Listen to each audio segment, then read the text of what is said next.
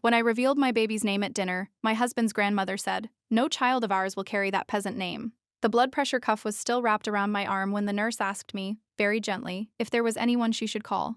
I said no. I said it twice, because the first time my voice cracked so badly she didn't believe me. 6 weeks earlier, I had been sitting at a mahogany table so long it needed its own zip code, listening to a 81-year-old woman in a cream silk blouse tell me that the name I had chosen for my daughter, the name I had carried inside me longer than I had carried the baby herself, did not belong in her family. That moment was supposed to be the worst of it. I didn't know yet that it was only the doorway. My name is Marin Doyle, and before I go any further, you should know where I come from, because Vivian Ashworth certainly made sure everyone else did. My father hauled lobster traps out of a harbor in Maine for 31 years until his hands looked like driftwood and his back gave out 2 winters before he died. My mother cleaned houses on the mainland, including, for one humiliating stretch when I was 11, a house 3 streets over from the kind of family the Ashworths would have recognized instantly as their own. I grew up smelling of salt and diesel and dish soap. I was the first person in my family to go to college, and I paid for it working the overnight shift at a diner that served truckers and fishermen who tipped in crumpled fives. None of that ever felt like something to be ashamed of. It felt like the ground I stood on. It took Vivian Ashworth exactly one dinner to try to convince me it was a stain. I met Julian Ashworth in a hospital cafeteria, of all places, both of us reaching for the same burnt pot of coffee at 6 in the morning. He was finishing a shift as a second-year resident, and I was there covering a story for the regional paper about a nursing shortage. He had kind eyes and a laugh that came easy, and for the first 8 months I knew him. I genuinely believed his family's wealth was incidental to who he was, a fact about him, like his blood type, not an operating system running underneath everything he did. I should have paid closer attention the first time he flinched at his phone during dinner and said quietly, "My grandmother wants to know why I haven't brought you to the house yet." I should have paid closer attention to the way his shoulders dropped 2 inches every single time he said her name.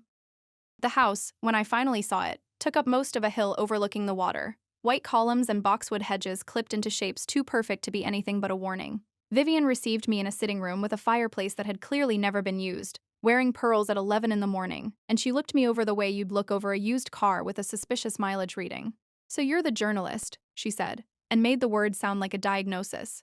Julian's mother, Constance, sat beside her, smiling with her mouth but not her eyes, nodding along to everything Vivian said the way you'd nod along to weather. I remember thinking, even then, in that very first hour, this is a woman who has never once been told no and lived to regret asking twice.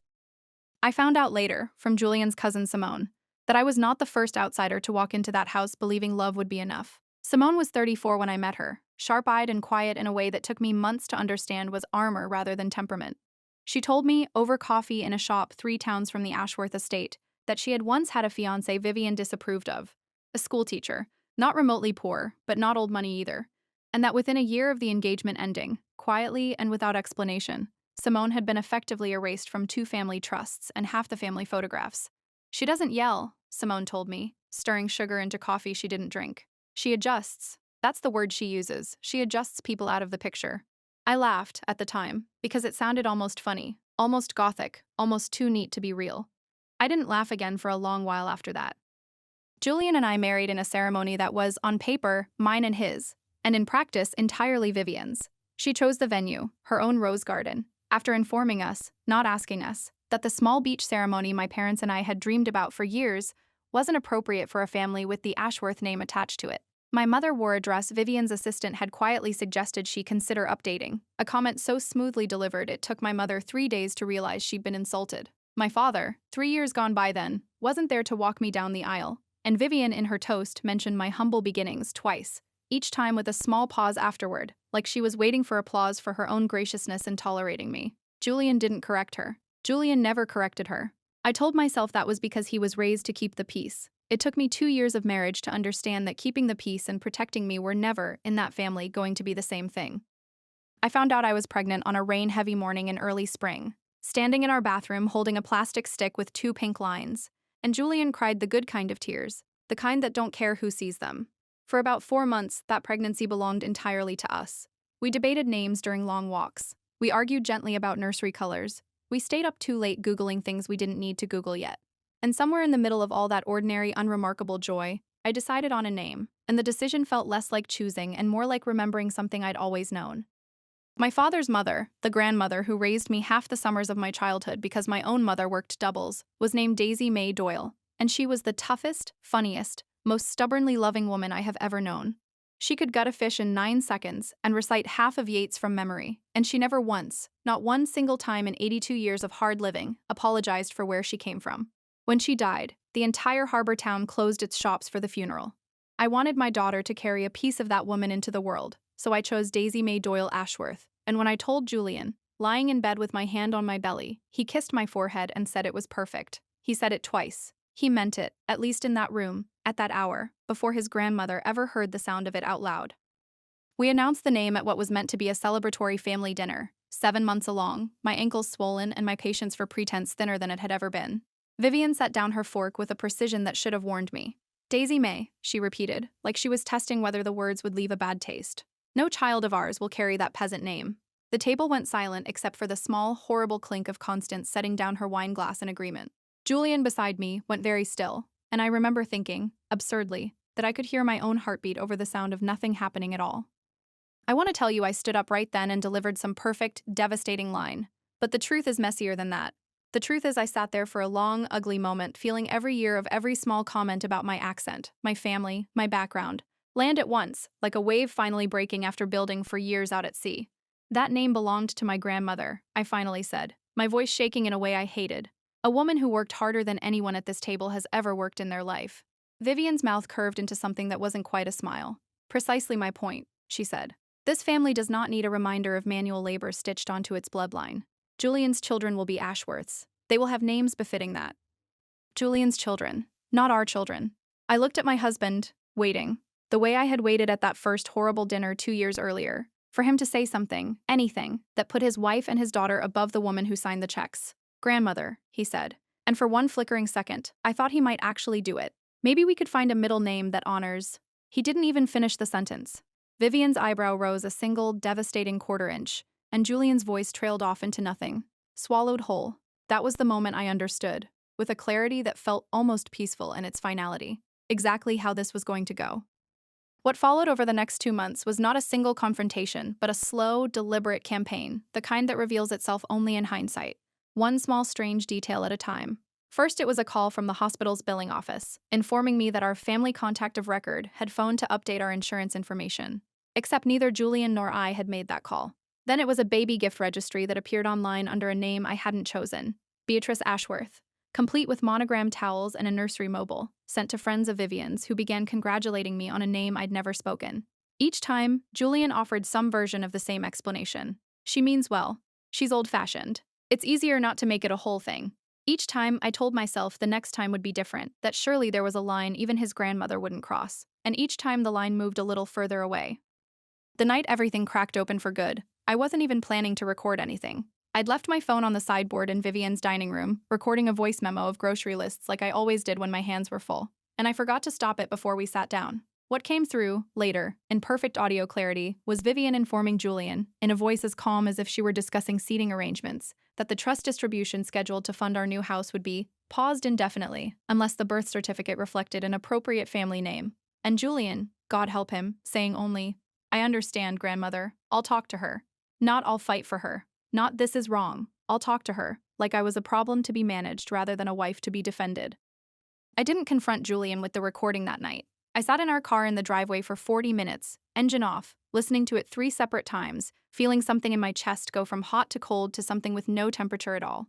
The next morning, I called Renata Aldous, a family law attorney a colleague from the newspaper had used during her own divorce, and I told her everything. The wedding, the registry, the recording, the years of small erosions I'd talked myself out of naming as anything but old money eccentricity. Renata listened without interrupting, the way good lawyers do, and when I finished, she said something that I still think about. Mrs. Doyle Ashworth, she said, deliberately using both my names. Coercive control doesn't always look like screaming.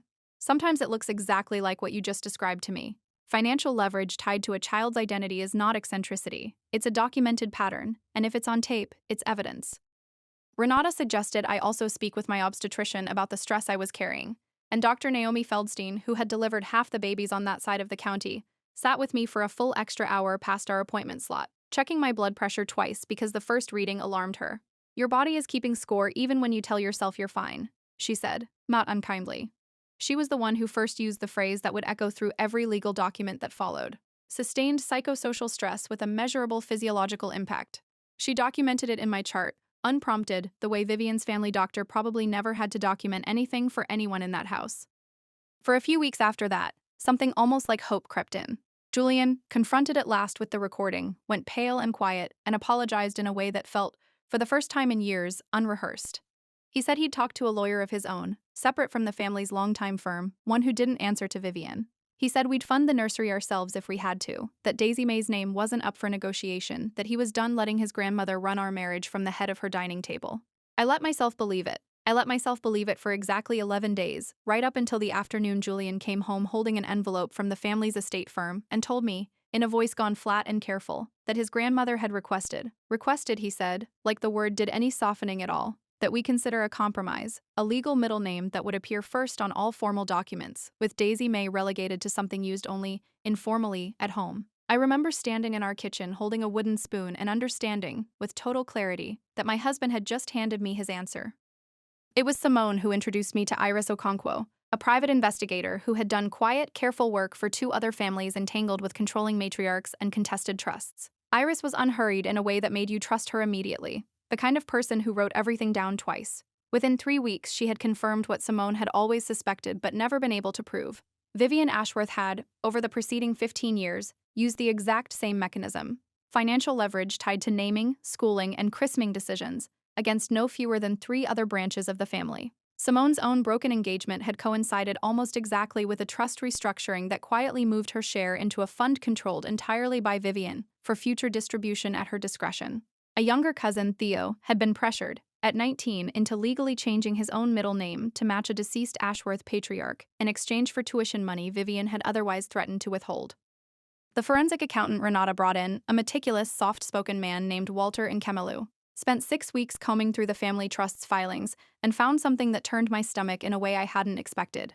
Buried in an amendment filed 11 years earlier was a clause, added quietly after a different grandchild's marriage, granting the trust's controlling trustee, Vivian, and Vivian alone, the explicit right to withhold distributions in the interest of preserving the dignity and continuity of the family name. It wasn't hidden exactly. It was simply written in language dense enough that no one had ever bothered to read it closely. A trapdoor built years before I ever set foot in that dining room, waiting patiently for someone like me to walk over it. There were nights during that stretch when I nearly gave up entirely.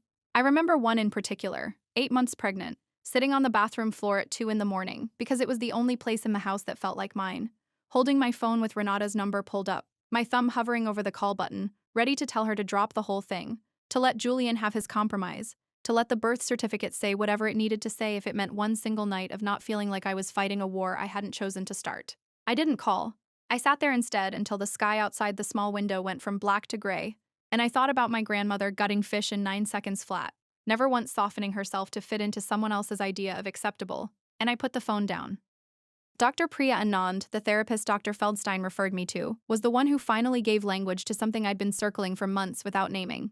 "You keep describing Julian's silence as a character flaw," she said during one session, "but I want you to consider that it might be a strategy. Silence protects him from ever having to choose a side out loud. It costs him nothing in that house. It costs you everything in this one." I didn't want to hear it. I sat in her office and cried the ugly kind of crying, the kind that isn't cinematic at all, just wet and loud and exhausting, because some part of me had known that for a long time and hadn't wanted to say it out loud where it would become real. Daisy May Doyle Ashworth was born on a gray, ordinary morning 3 weeks before her due date, 7 pounds even, with a full head of dark hair and a cry so furious the delivery nurse laughed and said, "There's a personality already." I named her exactly what I'd always planned to name her, on the actual legal certificate, no compromise, no asterisk, because somewhere in the last brutal month of the pregnancy, Renata had helped me understand a fact Vivian's lawyers had apparently hoped I'd never learn. The trust's controlling documents said nothing whatsoever about the naming of a child born to Julian and me. The clause about dignity and continuity of the family name applied to distributions, not to birth certificates. Vivian had spent months treating a bluff like a legal mandate, and I had spent months nearly believing her. Julian was in the delivery room. He held Daisy first, before I did, and for one unguarded second, his face broke open with something that looked exactly like the man I'd married in the first place, before any of this. "She's perfect," he whispered. And for a moment, I let myself believe that maybe this, finally, was the thing that would make him choose us out loud. That belief lasted exactly as long as it took his phone to buzz on the small hospital table beside my bed. 4 hours later, a text from his mother reading simply, "Grandmother wants to know if you've reconsidered the name before the certificate is filed. There's still time to fix this. I watched my husband's face do the same collapse it always did, the shoulders dropping their familiar 2 inches, and I understood, holding my 4-hour-old daughter against my chest, that nothing about that hospital room had changed anything at all. What Vivian did next was, even by her own standards, extraordinary. 3 days after Daisy May came home, an envelope arrived at our house by courier, not mail, containing a formal letter from the family estate firm, not Renata's firm, but the Ashworth family's longtime counsel, informing us that the promised distribution toward our home's down payment was on indefinite hold pending review, and separately, almost as an afterthought at the bottom of the second page, that Vivian had engaged genealogical services to formally document the Doyle family history for the child's future reference. Iris, when I called her in a panic, translated that sentence for me in under a minute. "That's not genealogy," she said. "That's a background investigation. She's digging for something to use against you or your late father." 2 weeks later, we learned exactly what: a 30-year-old, long since dismissed workplace incident report from the harbor where my father had worked, a minor dispute over hulled traps that had never resulted in so much as a warning, resurrected and reframed in a letter to Julian's parents as evidence of instability running in the Doyle line. I sat with that letter in my hands for a long time before I understood what it actually was. It wasn't really about my father. It had never been about my father. It was a warning shot, aimed at me, telling me exactly how far Vivian was willing to go, and exactly how much of my family's dignity she was willing to dig up and hold hostage until I gave her what she wanted. I called Renata that same afternoon, and for the first time in the whole ordeal, I heard something sharpen in her voice that hadn't been there before. "This isn't just financial coercion anymore," she said. "This is targeted harassment using private investigative resources against a nursing mother and her deceased father's reputation. We're documenting every piece of this, every single piece." The system, when we first tried to use it, was not on our side. The family court mediator assigned to our initial filing, Julian had, by then, quietly begun separate consultations of his own, torn in a way that made him useless to either side, looked at our situation and saw, at first glance, nothing more than in-law tension, the kind of thing she said she saw in half the cases that crossed her desk. "Grandparents can be difficult," she told me, not unkindly, but dismissively all the same, during our first joint session. "That alone rarely rises to a legal issue." I left that meeting feeling smaller than I had in months, wondering if maybe I'd built a mountain out of a woman's bad manners, wondering if the recording and the trust clause and the resurrected workplace report were, in the end, just an old family being an old family, the way old families always are. That doubt lasted exactly until the afternoon Dr. Feldstein called me herself, unprompted, her voice tight in a way I'd never heard from her. Someone claiming to be a family representative had called her office requesting my complete prenatal medical records, citing concerns about the child's genetic background. Someone who was not on any authorized list. Someone whose voice the office manager didn't recognize. Someone who hung up the instant they were asked for a callback number.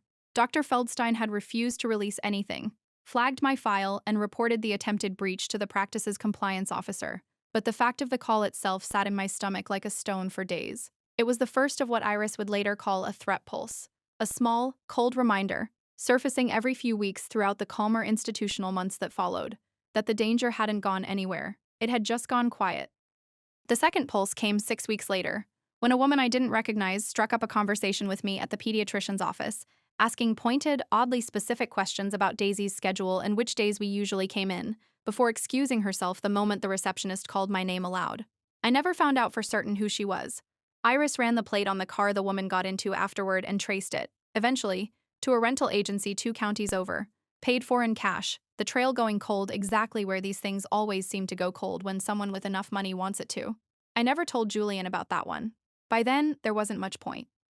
What finally cracked the case open wasn't the recording, or the resurrected workplace report, or even Walter's discovery of the 15-year pattern of coerced naming and coerced financial dependence running through 3 branches of the family. It was Simone, sitting across from me at that same coffee shop, 3 towns away, sliding a manila folder across the table with hands that weren't quite steady. Inside were copies of adoption and legal name change filings from 22 years earlier, buried in a county courthouse 2 states away. Records showing that Simone's own older brother, a half-brother Simone herself had believed died in infancy, had in fact been quietly placed with a family friend's household after his birth mother, a young Ashworth cousin who'd refused to change the baby's name to satisfy Vivian, was cut off entirely and, within a year, disappeared from every family record and every family gathering, as though she and her son had simply been edited out. Simone had spent 2 years, on and off, trying to find him. Iris found him in 9 days. His name was Adam Reyes now, 36 years old, a high school science teacher 2 states over, who had grown up believing his birth mother had died and never known his biological family had a name at all. let alone a fortune attached to it. When Iris reached him, cautiously, carefully, he agreed to a phone call with Simone, and the two of them talked for 3 hours. And somewhere in that conversation, the full shape of what Vivian Ashworth had built over the decades finally became visible. Not as a single ugly moment at a dinner table, but as a machine she had run, quietly and consistently, for the better part of 40 years. Control the name, control the money, erase whoever refuses. Daisy May was never the first child Vivian had tried to erase. She was simply the first one whose mother refused to disappear quietly. Renata used every piece of it. The recording of the dinner conversation about the trust distribution. Walter's financial documentation of the 15-year pattern across 3 branches of the family. Dr. Feldstein's chart notes on my blood pressure and the attempted medical records breach. The resurrected workplace report used as leverage against my father's memory. And now, most explosively, Adam Reyes' story, corroborated by court filings from 22 years earlier that Vivian had clearly believed no one would ever find. We filed not just to protect Daisy's name and our share of the trust, but to have Vivian removed entirely as controlling trustee. A filing so aggressive that even Julian's own newly hired attorney, a careful, soft-spoken man who'd spent most of the process urging caution, told Julian privately that the evidence was not really a legal question anymore, so much as a moral one. I want to tell you, Julian rose to meet that moment. He didn't, not fully, not the way I'd once hoped. What he did, in the end, was smaller and sadder than either total redemption or total villainy. He stopped actively opposing the filing. He signed his portion of the trust litigation paperwork without contesting it. He came to 2 of the 3 hearings and said almost nothing in either one, sitting a few feet from his grandmother with the posture of a man watching his own life get decided by other people, which in a way, it always had been. The night before the final hearing, he told me, quietly, in the kitchen of the house we still technically shared, that he loved Daisy more than anything, and that he was sorry, and that he didn't think he knew how to be a person who chose anyone over his grandmother, because he'd never once, in 34 years, been asked to practice it. I believed him. I also filed for divorce 11 days later. Both things were true at once. The hearing where it finally broke was not dramatic in the way you'd expect from something that had cost this much. There was no shouting. Vivian sat at the far end of a conference table in a courthouse annex, wearing pearls, exactly as composed as she'd been the first time I ever met her, while Renata laid out 18 months of documentation in a voice that never once rose above conversational. The judge overseeing the trust matter, a woman with reading glasses perched low on her nose, went unusually quiet during the section covering Adam Reyes, flipping back through the exhibit twice before looking up, directly at Vivian, for the first time in the entire proceeding. "Mrs. Ashworth," she said, "I have presided over contested trusts for 19 years. I have never seen a pattern this deliberate, or this long-standing, used against this many members of a single family." Vivian's lawyer began to object to the characterization. The judge did not let him finish. Vivian was removed as controlling trustee that afternoon, replaced by a court-appointed fiduciary with explicit, narrowly worded restrictions preventing any distribution decision from being conditioned on a child's legal name, religious upbringing, or any matter pertaining to personal identity. The frozen funds for our home were released within 3 weeks. Separately, in family court, my custody and support arrangement with Julian was finalized with terms that felt, for the first time in nearly 2 years, entirely reasonable, largely because Julian, drained and diminished, simply stopped fighting anything by that point. Vivian's attorney attempted, once, to argue that the workplace report on my father was relevant background, and the judge in that hearing looked at him with an expression I will remember for the rest of my life before saying flatly, "It is not," and moving on to the next exhibit as though he hadn't spoken at all.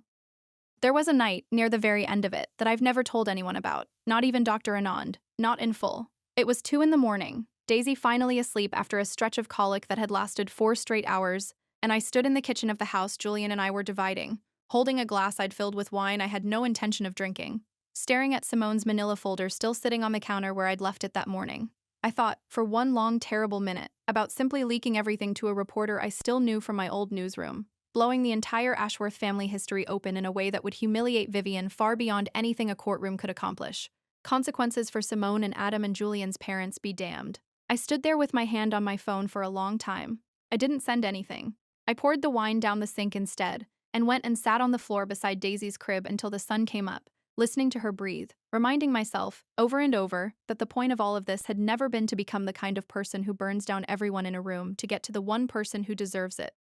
Adam Reyes flew in for the second hearing, the one determining whether Vivian would face any personal financial penalty for the decades-old concealment of his birth records, and he sat 2 rows behind Simone, a stranger to nearly everyone in that room, and yet, in the way that mattered most, the person the entire case had really been about all along. Afterward, in the hallway outside the courtroom, he shook my hand and thanked me, and I told him he had nothing to thank me for, that Simone had done the real work of finding him, and he said quietly, "Somebody had to refuse first. I'm told that was you." I didn't correct him. I've thought about that sentence more times than I can count since. Daisy May turned one on a warm afternoon in my parents' old backyard, 3 states from the Ashworth estate, surrounded by people who had never once needed her name explained to them. My mother made the cake. Simone came and brought Adam, who'd become, over the intervening months, something like an uncle to a niece he never expected to have. Julian came too, for an hour, holding his daughter carefully, telling her happy birthday in a voice that cracked in the middle, and then he left before the cake was cut, the way he'd been leaving most things for a while by then. Quietly, without quite closing the door. I watched him go and felt, for the first time in a very long time, nothing except a tired kind of peace. I ran into Vivian exactly once after the ruling, at a grocery store 2 towns from the estate. Of all the mundane places for a story like this to circle back, she was alone, no assistant trailing behind her, standing near the produce section examining a bag of lemons with the same precision she'd once used to examine me. Daisy, 2.5 by then, sat in the cart seat, pointing at a display of strawberries and announcing, in her loud, delighted toddler voice, "Mama, berry, berry mine."